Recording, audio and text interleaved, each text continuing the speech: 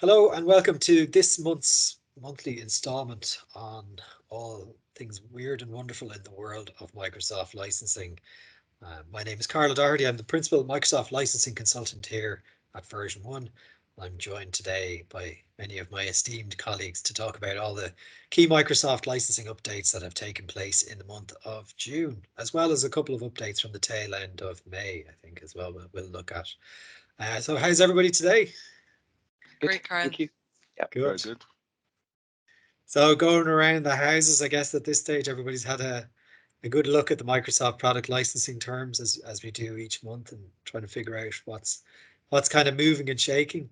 Um, Neve, anything interesting from your side this month that you picked up on?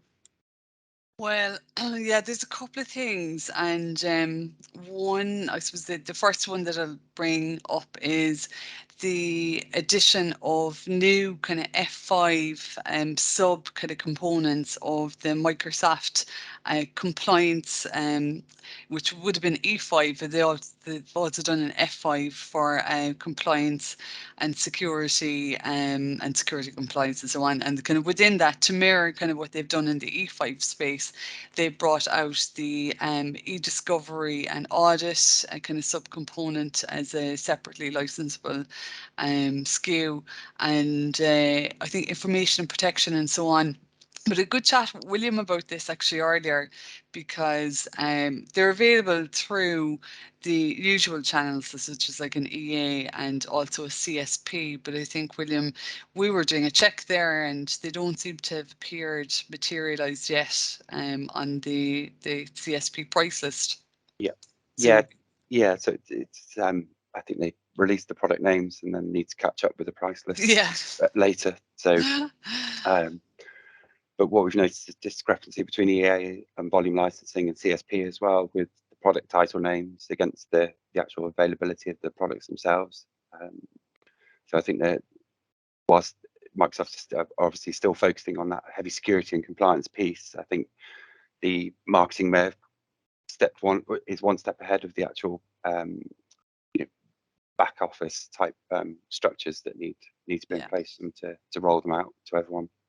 And I was having a look at the kind of prerequisites as well, and especially in that F space, because it is kind of, you can add it on any of these kind of add-ons in the E5 or F5s to your F1, and also to kind of an F3, and also like they were saying that you have you can add it on to Office 365 F3 plus an EMS E3 kiosk version.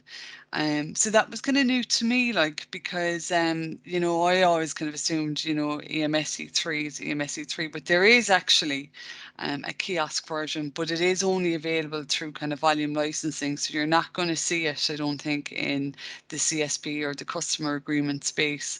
Um, so yeah, that was kind of interesting to know that the EMS there is also kind of a kiosk version of that somewhere in the ether, but it's not explicit like in the product terms, apart from the prerequisites table.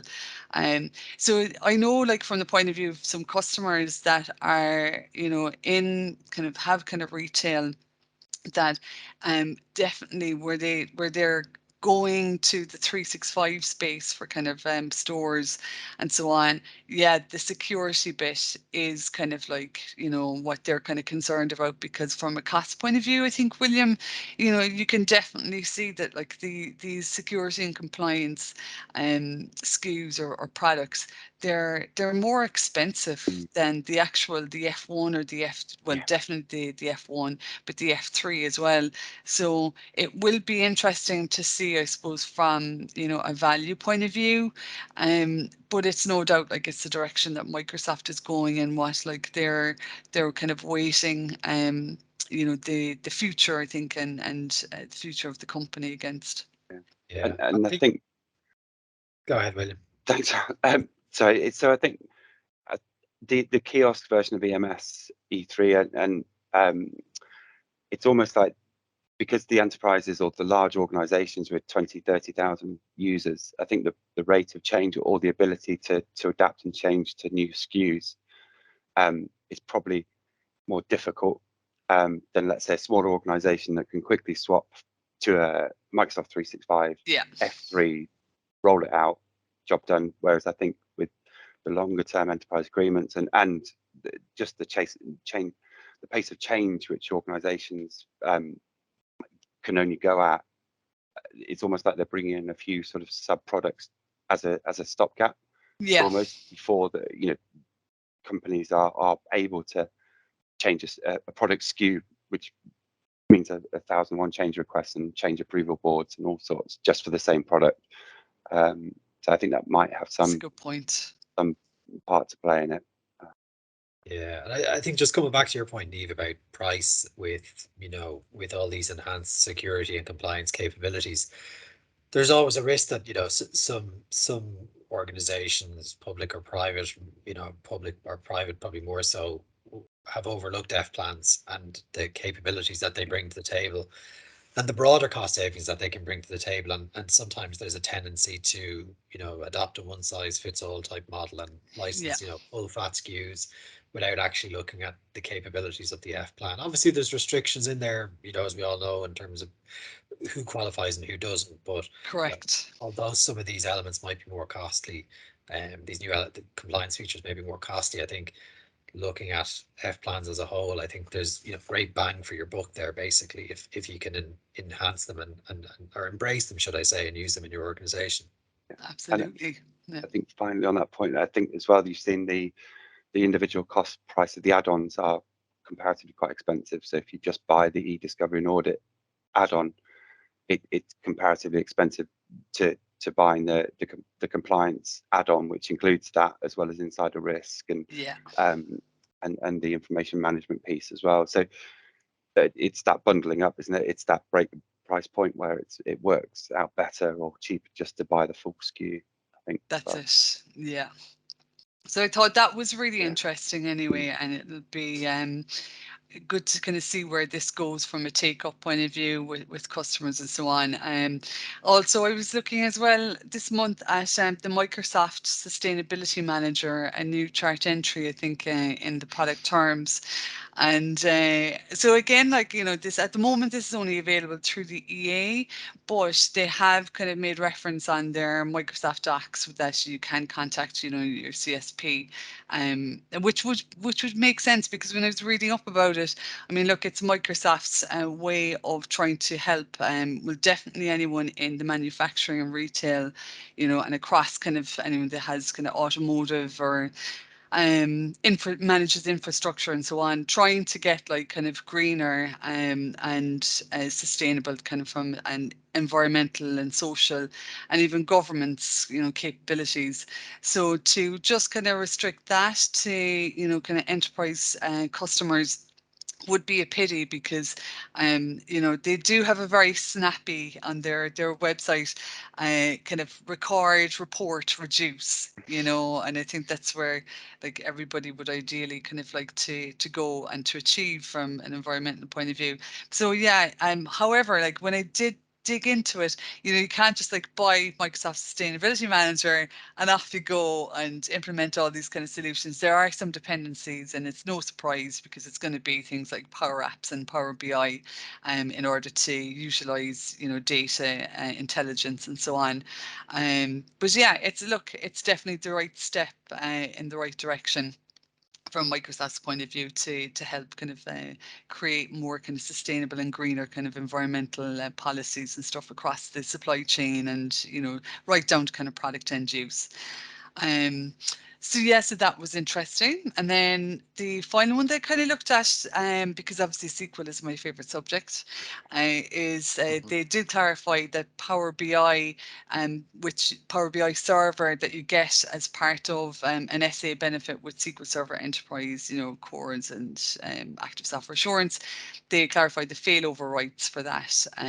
So it did make me kind of go back to the failover rights and make sure that it was clear that, when you're using kind of failover in either on-prem, so you're obviously going to get the benefit of having your Power BI server either from the various kind of permissions that you're allowed from a failover point of view, in Azure as well as on-prem, high availability and disaster recovery. And Azure then as well, you'll have kind of the two failover methods. If your primary server is in Azure, you'll have both the failover for HA and DR. And of course in non-Azure, because it's not good to leave that out either. If your active primary server, SQL Server with Power BI servers in a non-Azure cloud, then you only get one failover passive with that.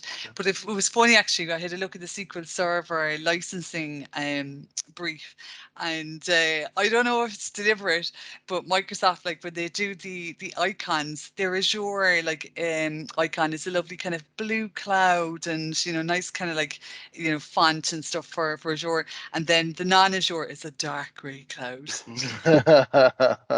It's got to be deliberate. There's no coincidences, right? So that's all that I have to report for this month. So who wants to go next? William, anything from Oh your side? yeah. So I sort of picked slightly the short straw. So but it's quite straightforward. It's just really on the Azure front. So it's just a clarification of language, excluding some language, adding some into the Azure Customer Service solution, and the specific clauses that sit within Kubernetes and the Azure Stack hyper-converged infrastructure piece. So it's going to affect 0.1% of the Azure population, but it's just simplifying the language in respect to the end user relationship clause.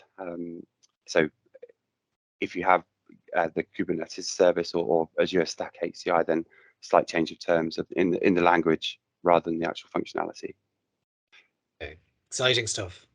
Very, yeah. For 0.1% of customers. And I think that's probably generous. Yeah.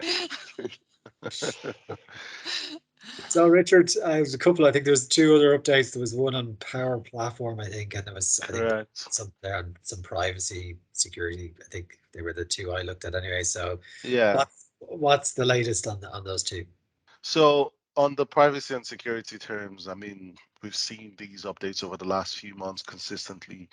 Microsoft essentially moving stuff out of core online services into the data protection addendum or the other way around. So essentially with this one, what they've done is just another iteration, and it just removes online services from the DPA and excludes some apps, some Microsoft products, and non-Microsoft products from being subject to the DPA. So you have apps like Bing Maps, Azure Stack Ops, and GitHub being kind of like removed from being subject to the DPA, and products such as Windows Desktop Operating System and Windows Server also being removed from being subject. Now, that does not mean that they don't have their privacy and security terms. It just means they are now governed by their product specific terms. And for the non-Microsoft stuff, they fall under the universal license terms for online services. So essentially, it's just moving stuff in and moving stuff out. Nothing major there from the privacy and security terms. I guess the only thing I would say is, given that the data protection addendum itself, as the name suggests, is for data protection, there's some terms that may not have fitted under it that should have gone anyway under the product specific terms. So that's what they've just done, move things around. For the Power Platform, this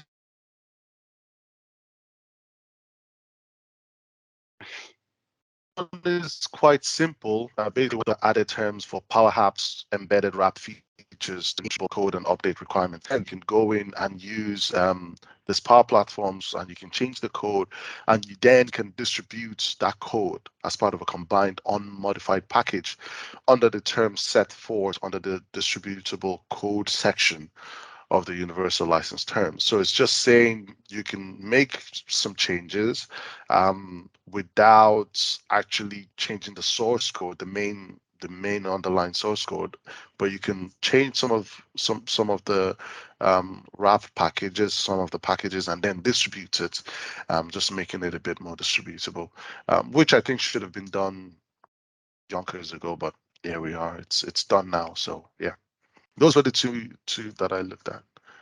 Not as exciting as news. So although Where we went 0.1%. to town. All these No, iterative you changes, they all add up, right? And it's Yeah. But there's does will be that that one day when you need to change something or do something, and it'll be applicable. So yeah, does that mean you can wrap up an app like a Canvas app and then send it out without exactly. being bound by quite the same Yeah, restrictions? exactly, Yeah. exactly. Yeah, I think that's a nice and succinct way of putting it. Yeah. so I looked at this was an update that came out towards the very end of May, which is why we're only talking about it in the June update. And this is kind of going off piste, nothing to do with the product terms. No, I have no doubt though it'll probably But have it an will. impact Yeah. on product terms over the next couple of months or so. And this just relates to, there was an announcement from Brad Smith, who's Microsoft's vice chairman, president, and chief legal officer, if I get the naming or the title correct. So this was an announcement that was made off the back of a blog that he posted recently, which was, should I say, was off the back of a meeting in Brussels. And a lot of these announcements appear to have been driven by a complaint made by, I think they're a French cloud provider called OVH Cloud. And they made a complaint to the European Commission in 2021 around certain Microsoft practices, and how Microsoft allow cloud providers license Microsoft technology, and some of the restrictions that are implemented by Microsoft around what you can and can't do in a third-party hosted environment. So there's some quite material changes here. I think one of the interesting things is, when I talk about some of the key changes themselves, is that these changes appear to refer to what would be more than most likely what you would call in the Microsoft product terms authorized outsourcers. So these are like cloud providers that would fall outside of the category of, say, what Microsoft called a listed provider. So listed providers are the likes of AWS, Google, Alibaba, or to name the key three ones. There's one other one there, isn't there? Is it Azure. sorry, Azure. I always forget that, but then Microsoft apply the rules slightly different But to not Azure, really. right? So yeah, Exactly. Yeah. they are and they aren't. Right? So with this announcement, there was a couple there's a few key changes there, and it really just relates to primarily around how you can bring licenses to a cloud hoster that fall inside this category. So as I said, they don't apply to AWS and the listed providers, and that's obviously an interesting one because it still leaves those listed providers disadvantaged in some areas when it comes to the whole BYOL piece. So a couple of key announcements as a part of this broader announcement. First was that you'll have the ability to BYOL Windows 11 licenses or Microsoft 365 apps for enterprise or apps for business. That's an interesting one because unless you were working with a QMTH, which is a special type of outsourcer from Microsoft, you couldn't actually bring and host your Microsoft 365 apps for enterprise or business. So that your Office, your Excel, etc., that comes with a Microsoft 365 subscription. So if you're deploying those on shared tenancy outside of a QMTH partner, you're going to fall outside of Microsoft's licensing terms. So that's an interesting one. And as we see organizations make use of desktop as a service or hosted desktops, that you're not going to have one without Microsoft Office applications installed on it. Just on that, it's a QMTH. That's that document you can kind of download, and it's pages and pages of suppliers, isn't it? Yeah, exactly. Yeah, there's quite a lot in there, but you probably find there's quite a few aren't, and so it's not that it's niche. There's a huge number of QMTHs, but it is to a certain degree limited in terms of who you can work with.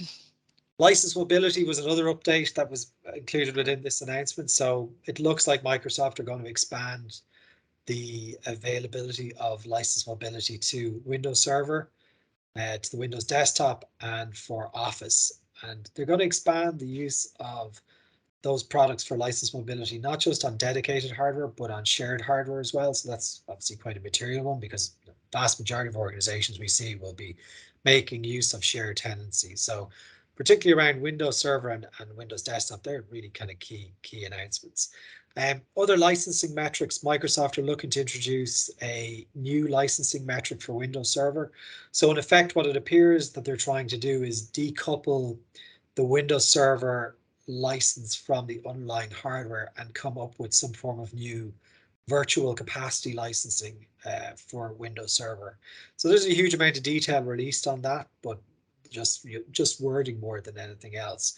And then the final announcement was just that Microsoft seemed like they're going to expand the number of CSP providers, or they expand the CSP program focused on cloud providers in Europe. So it's worth saying at the get-go that a lot of these announcements are obviously targeted at Europe, but I'd anticipate we'll probably see many of these changes being implemented at a global level.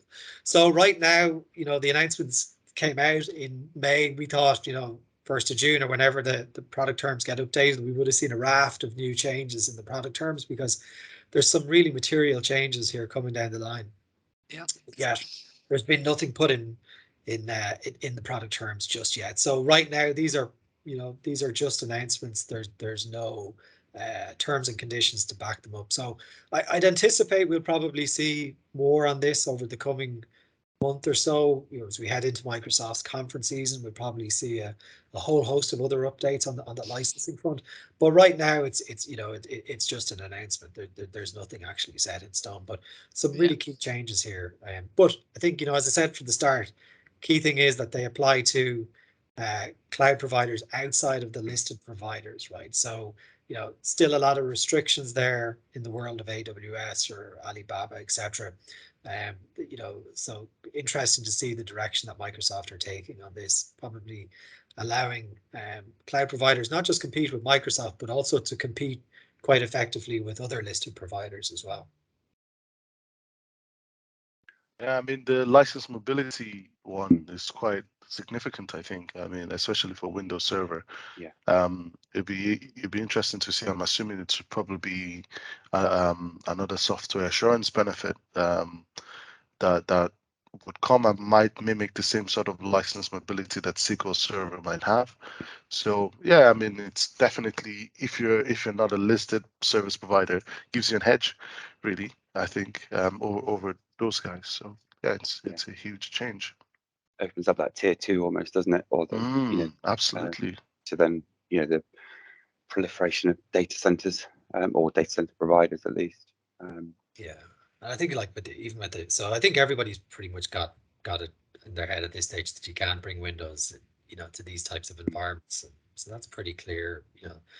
I'd say depending on the size of the outsourcer, maybe there's a bit of ambiguity around Windows licensing, but generally that's a fairly well understood rule as well. But Yeah. I think on productivity tools like Office or apps for enterprise, Yeah, 365 apps for enterprise or business, definitely that's something that we see pockets of organizations or some organizations falling down in terms of just not understanding Frustration. Yeah. And almost double paying almost just to have that apps on the desktop as well as in the cloud. Absolutely. We've seen it a few times. The licensing solution to address is so convoluted, so it makes total sense. And just going back to the Windows, if they're going to develop a vCPU licensing model, like obviously what this is a referral to cloud providers, will they allow this on-prem also? Yes. Yeah. That'll be the interesting thing. How does it to change the whole dynamics of how we build out an effective license position? On dedicated on-prem hardware where you're relying on the customer to restrict access to cores and things like that. Yeah. So watch this space. All will become a lot clearer over the coming weeks and months. An exciting summer. We'll break it down in this update over the next few months. So I think that's about it for today's session. As usual, we'll back this up with our monthly licensing update blog, which you can check out on my Medium account. If you have any questions or anything Microsoft related that you're looking to catch up with us on, please feel free to reach out to us directly. We're delighted to handle any Microsoft licensing queries, questions you might have. And thanks again for attending today's session. We'll talk to you soon. Take care. Thank you. Bye. Thanks.